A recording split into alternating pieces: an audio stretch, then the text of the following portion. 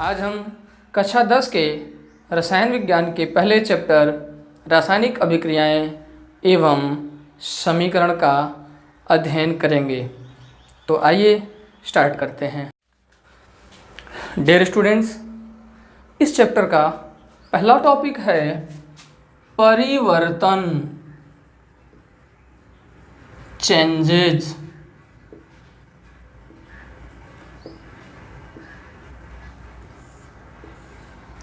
आप सभी जानते हैं कि यह पूरा पर्यावरण परिवर्तनशील है, सदैव बदलता रहता है।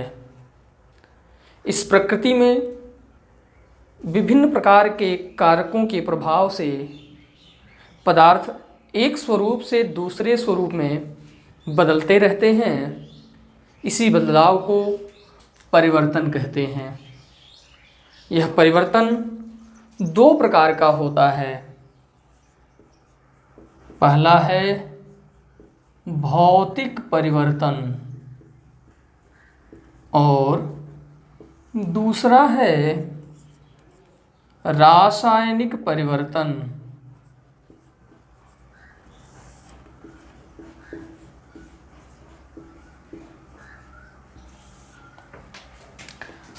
आते हैं पहले परिवर्तन की ओर।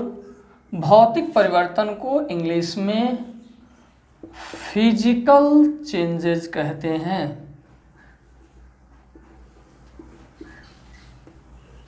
वह परिवर्तन जिसमें किसी पदार्थ के भौतिक अवस्थाओं, आकार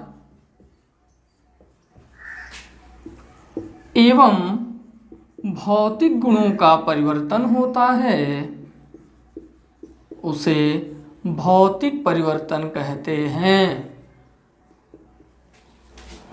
ऐसे परिवर्तन में बाह्य कारकों के प्रभाव को हटा लेने पर वह पदार्थ पुनः अपने मूल अवस्था में वापस आ जाता है। जैसे बर्फ का गलना, जल का जमना, जल का वाष्पीकरण,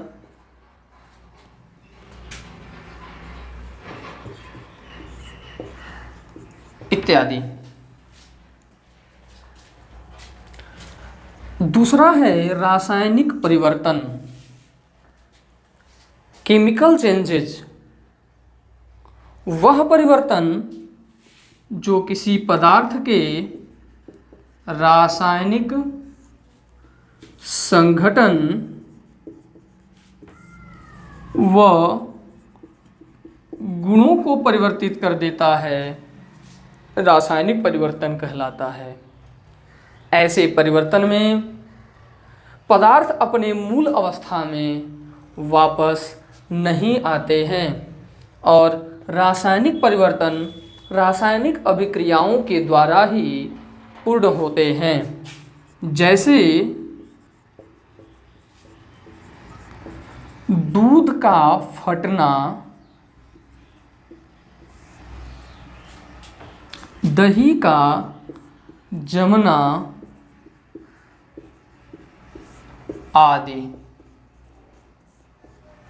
डियर स्टूडेंट्स, अगला टॉपिक है रासायनिक अभिक्रियाएं, केमिकल रिएक्शंस। वे अभिक्रियाएं जिसमें एक या अधिक पदार्थ अभिक्रिया करके नए पदार्थ का निर्माण करते हैं, रासायनिक अभिक्रियाएं कहलाते हैं। जैसे मैग्नीशियम और वायु अर्थात ऑक्सीजन से क्रिया करके यह मैग्नीशियम ऑक्साइड बनाता है। अगला टॉपिक है रासायनिक समीकरण, जिसे इंग्लिश में केमिकल इक्वेशन कहा जाता है। किसी रासायनिक अभिक्रिया का उसमें भाग लेने वाले पदार्थों के प्रतीकों तथा सूत्रों के माध्यम से संक्षिप्त प्रदर्शन रासायनिक समीकरण कहलाता है। अर्थात किसी अभिक्रिया में जो जो पदार्थ भाग ले रहे हैं उनके प्रतीक तथा उनके सूत्रों को संक्षिप्त रूप से प्रदर्शित करना ही रासायनिक समीकरण कहलाता है। किसी रासायनिक अभिक्रिया में प्रयुक्त पदार्थ अभिकारक या अभिकर्मक कहलाते हैं। इंग्लिश में उसे रिएक्टेंट्स कहते हैं तथा उस अभिक्रिया के बाद उत्पन्न होने वाले पदार्थ उत्पाद इंग्लिश में प्रोडक्ट कहलाते हैं। जैसे मीथेन और वायु को यानी ऑक्सीजन को जब गर्म किया जाता है तो कार्बन डाइऑक्साइड और जल बनता है। इसमें अभिक्रिया में मीथेन और ऑक्सीजन का प्रयोग किया गया है, इसलिए इसे अभिकर्मक कहते हैं। और इस अभिक्रिया में कार्बन डाइऑक्साइड तथा जल बना है, इसलिए उसे उत्पाद कहते हैं। डियर स्टूडेंट्स, अब है संतुलित रासायनिक समीकरण का महत्व। पहला महत्व द्रव्यमान संरक्षण के कथनानुसार किसी भी रासायनिक अभिक्रिया के उत्पाद का कुल द्रव्यमान और अभिकारक का कुल द्रव्यमान बराबर होता है। अर्थात कोई रासायनिक अभिक्रिया जो संतुलित है उसमें अभिकारक का द्रव्यमान जितना होगा उतना ही द्रव्यमान उत्पाद का भी होगा। दूसरा है किसी रासायनिक अभिक्रिया के पहले एवं उसके पश्चात प्रत्येक तत्व की परमाणुओं की संख्या समान होती है। अर्थात किसी तत्व के जितने परमाणु अभिक्रिया के पहले होंगे उतने ही परमाणु अभिक्रिया होने के पश्चात भी होंगे। अर्थात दोनों पक्षों में, अभिकारक के पक्ष में और उत्पाद के पक्ष में, परमाणुओं की संख्या सदैव समान होती है। डियर स्टूडेंट्स, अब हम लोग अध्ययन करते हैं रासायनिक समीकरण को संतुलित करने की विधियां। किसी भी असंतुलित रासायनिक समीकरण को संतुलित करने की सामान्य रूप से मुख्य विधियां निम्न है, जिसमें पहला है जांच एवं त्रुटि विधि। इसमें क्या करते हैं कि किसी भी रासायनिक समीकरण में उपस्थित सभी तत्वों की जांच करते हैं, उसके बाद उचित संख्या से गुणा करके उस रासायनिक समीकरण को संतुलित कर लेते हैं। आंशिक समीकरण विधि, इसमें किसी रासायनिक समीकरण को आंशिक समीकरण में छोटे छोटे समीकरण में तोड़ करके उसे संतुलित किया जाता है। अगला है संयोजकता विधि। इसमें रासायनिक समीकरण को संयोजकता की सहायता से संतुलित करते हैं। चौथा है आयनिक समीकरण विधि। इस विधि में रासायनिक समीकरण को पहले आयनित कर लेते हैं। ऐसा भी कह सकते हैं कि इस विधि में रासायनिक समीकरण को इलेक्ट्रॉनों के माध्यम से संतुलित किया जाता है, इसीलिए इस विधि को आयन इलेक्ट्रॉन विधि भी कहते हैं। अगला है ऑक्सीकरण संख्या विधि। इसमें रासायनिक समीकरण में सभी जो तत्व हैं उनमें ऑक्सीकरण संख्या ज्ञात करके उन्हें संतुलित किया जाता है। डियर स्टूडेंट्स, इन सभी विधियों में से एनसीईआरटी के सिलेबस में कक्षा 10 के लिए केवल जांच एवं त्रुटि विधि पढ़ना है। तो आइए अब जांच एवं त्रुटि विधि को विस्तार से पढ़ते हैं। तो आइए अब जांच एवं त्रुटि विधि के नियमों को जानते हैं और उसके द्वारा किसी असंतुलित रासायनिक समीकरण को संतुलित करते हैं। तो जांच एवं त्रुटि विधि, इसको इंग्लिश में ट्रायल एंड एरर मेथड कहते हैं। हमने एक अभिक्रिया लिया है जिसमें आयरन और जल अभिक्रिया करके Fe3O4 और H2 बना रहे हैं। तो जब हम इस विधि द्वारा इस असंतुलित समीकरण को संतुलित करते हैं तो यह प्रक्रिया कई चरणों में होती है। तो आइए पहले चरण को देखते हैं। पहले चरण में रासायनिक अभिक्रियाओं में जो भी अभिकर्मक और उत्पाद है उनको एक बॉक्स के अंदर बंद कर देते हैं। जैसे ये हम बॉक्स बना रहे हैं।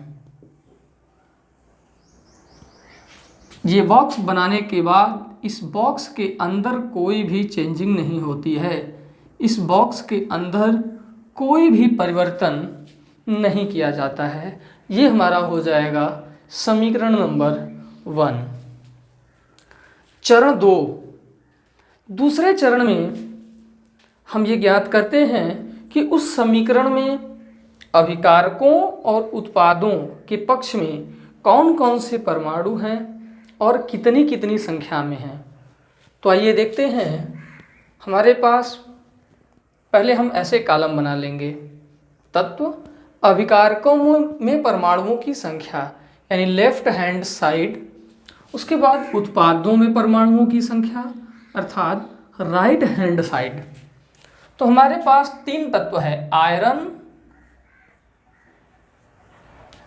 हाइड्रोजन और ऑक्सीजन। यदि बात करें अभिकारकों की तो अभिकारक में आयरन 1 परमाणु है, हाइड्रोजन 2 परमाणु है और ऑक्सीजन 1 परमाणु है। वहीं हम जब उत्पाद की बात करते हैं तो आयरन 3 परमाणु है, हाइड्रोजन 2 परमाणु है और ऑक्सीजन 4 परमाणु है। इस प्रकार लिखने के बाद हम आ जाते हैं तीसरे चरण में। इस चरण में देखते हैं कि कौन सा परमाणु सबसे अधिक है। जो परमाणु सबसे अधिक होता है उसे सबसे पहले संतुलित करते हैं। जैसे यहाँ पर सबसे अधिक ऑक्सीजन है तो हम लिखते हैं ऑक्सीजन परमाणु को संतुलित करने के लिए फिर से कॉलम बनाते हैं। इधर ऑक्सीजन के परमाणु अभिकारकों में, उत्पादों में। तो प्रारंभ में अभिकारक में ऑक्सीजन कितना है? 1 है। किसमें? H2O में 1 परमाणु है। वहीं उत्पाद की बात करें तो उत्पाद में 4 ऑक्सीजन है Fe3O4 में। अब संतुलित करने के लिए बात करते हैं।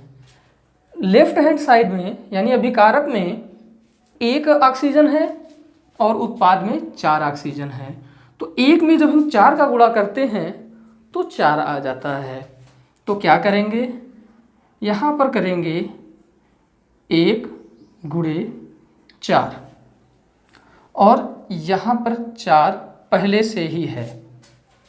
इस प्रकार हम फिर से इस रिएक्शन को लिखते हैं। आयरन ये जैसे था इसको वैसे ब्रैकेट में रहने देंगे प्लस H2O इसको भी ब्रैकेट में रहने देंगे। उसके बाद यहाँ पर देख रहे हैं H2O में 4 का गुणा करना है, तो यहाँ पर हम 4 लिख देंगे। फिर आगे बढ़ जाएंगे। इसमें गुणा नहीं किया गया है, तो जैसे है वैसे ही हम इसको लिख देंगे, यानी Fe3O4, इसको ब्रैकेट में बंद कर देंगे, और फिर H2, इसे भी ब्रैकेट में बंद कर देंगे। समीकरण नंबर 2 हो जाएगा। ध्यान देंगे कि ब्रैकेट के अंदर कोई भी चेंजिंग, कोई भी परिवर्तन नहीं करेंगे। अब आते हैं चौथे चरण में। तो इस समीकरण में मिलान करके देख लेंगे और कौन कौन सा तत्व संतुलित नहीं है। अब हम देखेंगे तो 4 ऑक्सीजन यहाँ पर है, 4 ऑक्सीजन यहाँ पर है, वो बराबर है। पर यहाँ आयरन 1 है, यहाँ आयरन 3 है, यहाँ हाइड्रोजन 4 दूना 8 है, यहाँ हाइड्रोजन 2 है। तो अब हम किसी भी एक परमाणु को संतुलित करते हैं अगले चरण में। तो चौथे चरण में हम हाइड्रोजन को संतुलित करते हैं। तो हाइड्रोजन को संतुलित करने के लिए जैसे इसमें कॉलम बनाए थे वैसे ही कॉलम बना लेंगे, प्रारंभ में संतुलित करने के लिए अभिकारकों में और उत्पादों में। तो देखते हैं हाइड्रोजन प्रारंभ में कितना है, 4 दूना 8, यहाँ पर लिखेंगे 4H2O में। उसके बाद उत्पाद में देखेंगे तो 2 हाइड्रोजन है H2 में। अब संतुलित करने के लिए तो स्टूडेंट्स यहाँ 8 हो गया, यहाँ पे 2 हो गया। आप सभी जानते हैं कि 2 में यदि 4 का मल्टीप्लाई कर दी जाए तो 8 हो जाता है। इस प्रकार अब हम उसमें 4 का मल्टीप्लाई करेंगे, 4 का गुणा करेंगे। फिर से अभिक्रिया को हम लिखेंगे। आयरन में कोई चेंजिंग नहीं, इसको लिख देंगे। यहाँ था 4H2O, इसको भी ऐसे लिख देंगे। उसके बाद इसमें भी कोई चेंजिंग नहीं है, Fe3O4, इसको भी वैसे ही लिख देंगे। उसके बाद है H2, इसमें ब्रैकेट बना देंगे। इसमें 4 का मल्टीप्लाई करना था, इसलिए यहाँ पर 4 लिख देंगे। ये समीकरण नंबर 3 हो जाएगा। अब चौथे चरण में प्राप्त समीकरण में सभी परमाणुओं को मिलान कर लेते हैं और पता कर लेते हैं कि कौन सा तत्व अभी भी असंतुलित है। जैसे आयरन यहाँ पर 1 परमाणु है और यहाँ पर 3 परमाणु, हाइड्रोजन 4 गुना 8 परमाणु, हाइड्रोजन 4 गुना 8 परमाणु, ऑक्सीजन 4 एकम 4 परमाणु और ऑक्सीजन 4 परमाणु। अर्थात ऑक्सीजन और हाइड्रोजन दोनों पक्षों में बराबर हैं, परंतु आयरन बराबर नहीं है। तो अब हम लोहे अर्थात आयरन को संतुलित करते हैं। उसी प्रकार से फिर से कॉलम बनाएंगे और अभिकारक और उत्पाद में कितने कितने हैं लिख देंगे। प्रारंभ में आयरन 1 ही है, 1 परमाणु है Fe के रूप में, जबकि उत्पाद में ये 3 परमाणु है Fe3O4 में। तो संतुलित करने के लिए हम इसे 3 से गुणा कर देते हैं, जिससे दोनों तरफ की संख्याएं बराबर हो जाएंगी। अब समीकरण को पुनः लिखते हैं। Fe, इसके बाहर ब्रैकेट प्लस 3 का मल्टीप्लाई करना था तो यहाँ 3 का मल्टीप्लाई कर लिए। बाकी समीकरण जैसे है वैसे इसको लिख लेंगे।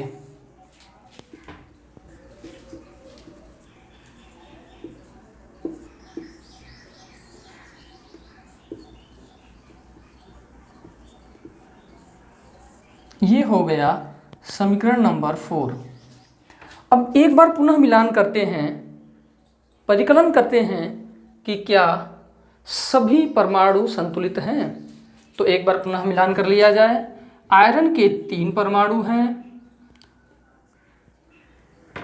4 दूना 8 हाइड्रोजन के 8 परमाणु, 4 दूना 8 हाइड्रोजन के 8 परमाणु, 4 एकम 4 ऑक्सीजन के 4 परमाणु और 4 परमाणु ऑक्सीजन के।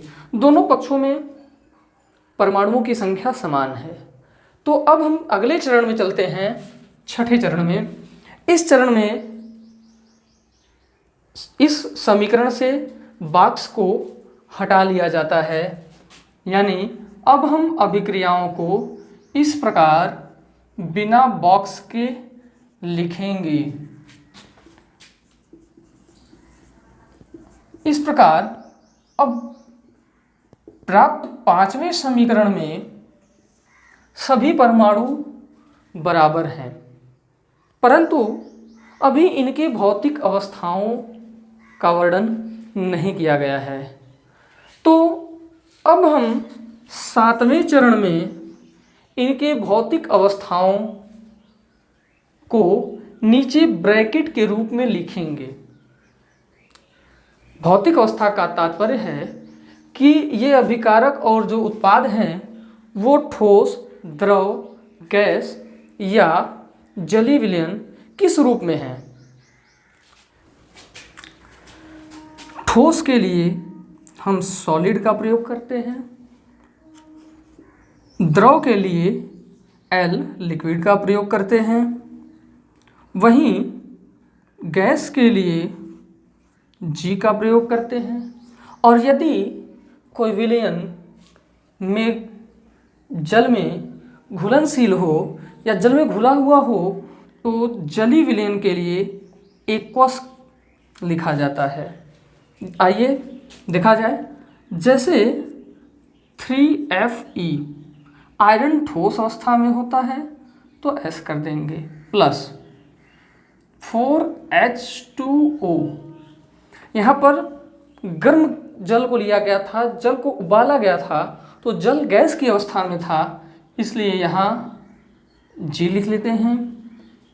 उसके बाद Fe3O4, यह भी ठोस अवस्था में होता है। उसके बाद है H2 हाइड्रोजन, यह गैस अवस्था में होता है। यह हो गया समीकरण नंबर 6। अब समीकरण नंबर 6 या चरण 7 में प्राप्त यह समीकरण पूर्ण रूप से संतुलित है। इसी प्रकार से जांच एवं त्रुटि विधि द्वारा असंतुलित रासायनिक समीकरणों को संतुलित किया जाता है। ऐसे ही कई अन्य असंतुलित रासायनिक समीकरणों को संतुलित किया जाएगा, हल कराया जाएगा, परंतु इस चैप्टर के समाप्त होने के बाद। जब यह चैप्टर समाप्त हो जाएगा तो इसका अभ्यास कराया जाएगा। इस अभ्यास में हम कई असंतुलित समीकरण को संतुलित कराएंगे।